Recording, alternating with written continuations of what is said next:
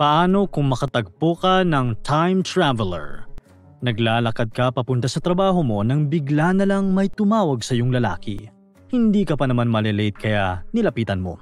Agad kanyang binigyan ng mga numero at sinabi niyang lalabas ito sa loto bukas para sa grand prize.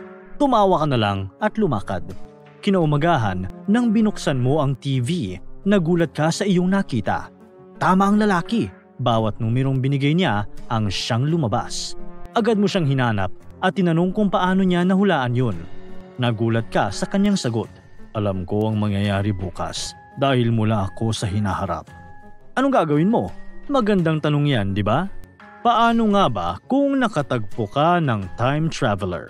Bago natin pag-usapan ng mga time travelers, pag-usapan muna natin ang time travel at ang konsepto ng time at space.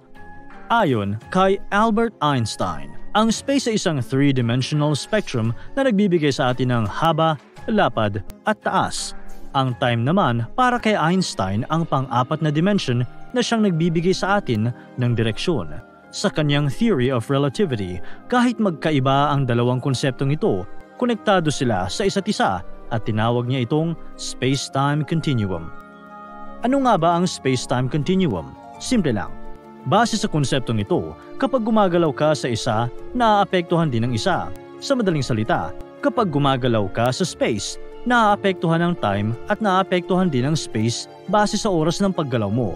Halimbawa nito ay kung may kakambal ka. Siyempre, dahil kambal kayo, parehas kayo ng edad.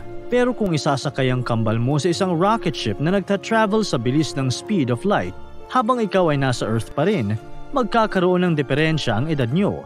Dahil habang namumuhay ka sa Earth, sa normal na pagtakbo ng oras, ang kambal mo ay bumabiyahe sa napakabilis na speed na siyang mas nagpapabagal sa takbo ng oras kahit ilang araw niya lang ito ginawa.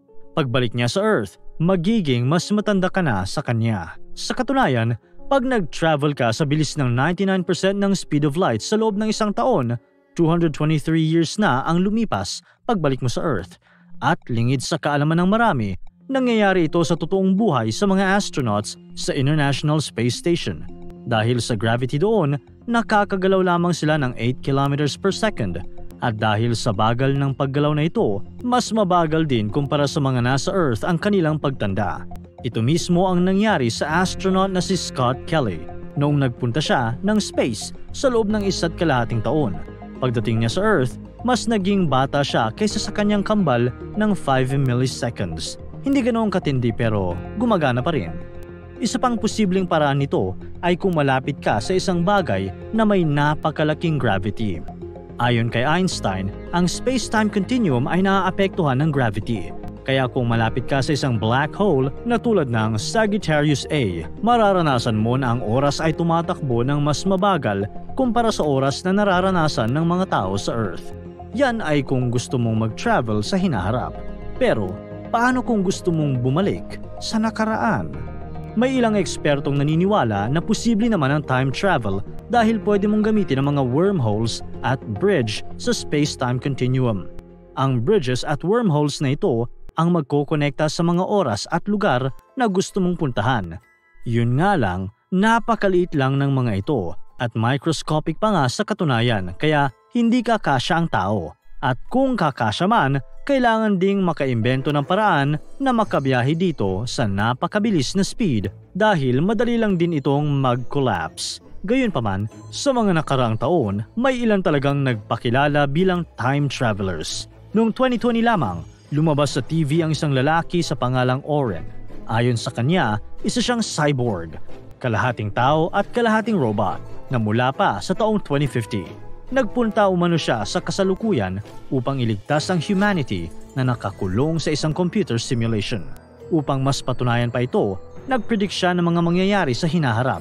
Pero, nabisto rin nang malaman ng mga tao na ang mga sinabi niya ay predictions lang din ng mga eksperto sa field.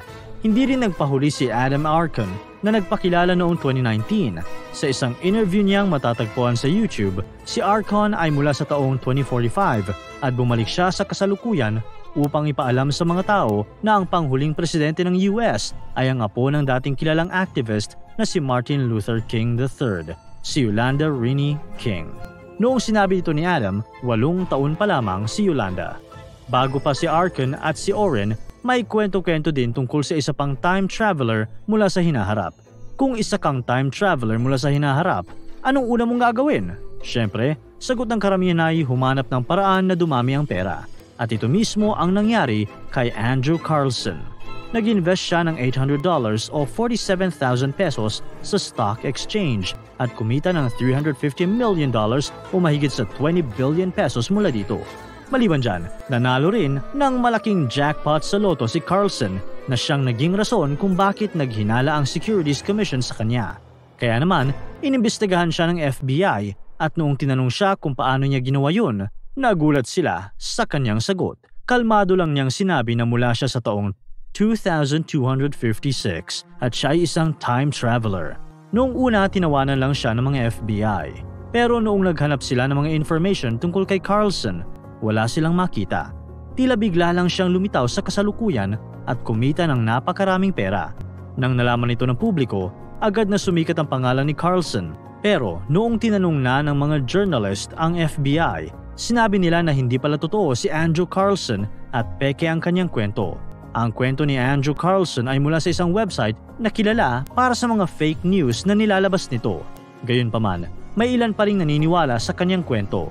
Ikaw, ano sa tingin mo? Pero ang pinakanakakaintrigang tao sa lahat ng nagpakilalang time traveler ay isang lalaki sa pangalang John Titor.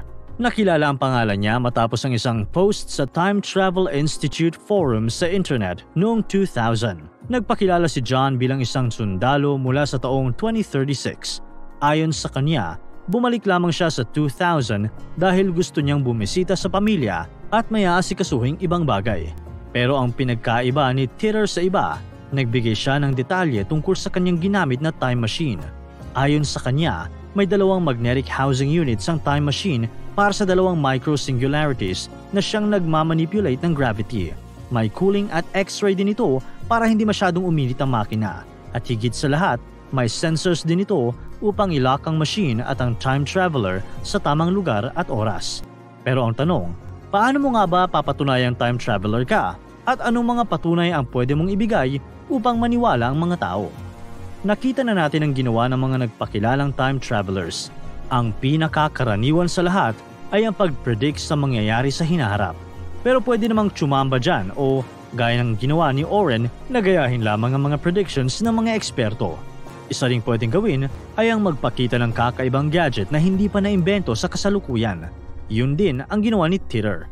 Hindi man niya ipinakita sa personal ang kanyang time machine, nagbigay siya ng mga detalye tungkol sa mga parte nito, kung paano ito gumagana at kung paano ito nakaka-time travel. Pero noong June 28, 2009, may kakaibang naisip ang sikat na British astrophysicist na si Stephen Hawking. Nag-organize ng isang party si Hawking para sa mga time travelers. Ginawa niya ito sa University of Cambridge at naghanda pa nga siya ng mga inumin at pagkain para sa kanyang guests. Ang ginawa niya, binigay lang niya ang invitation isang araw matapos ang party sa pag-aakalang may mga time travelers na babalik sa araw ng party. Sa kasamaang palad, walang dumating sa salo-salo. Hanggang ngayon ay wala pa ring nakaimbento ng paraan kung paano mag-time travel. Maraming naniniwala na posible ito habang may iba namang nagsasabing hindi ito mangyayari. Iisa lang ang sigurado. Kung posible man ito at may totoong time traveler na, hindi pa siya nagpapakilala. Para tuloy-tuloy ang saya at kwentuhan, huwag kalimutan mag-subscribe sa Bubbly YouTube channel at pindutin ang notification bell.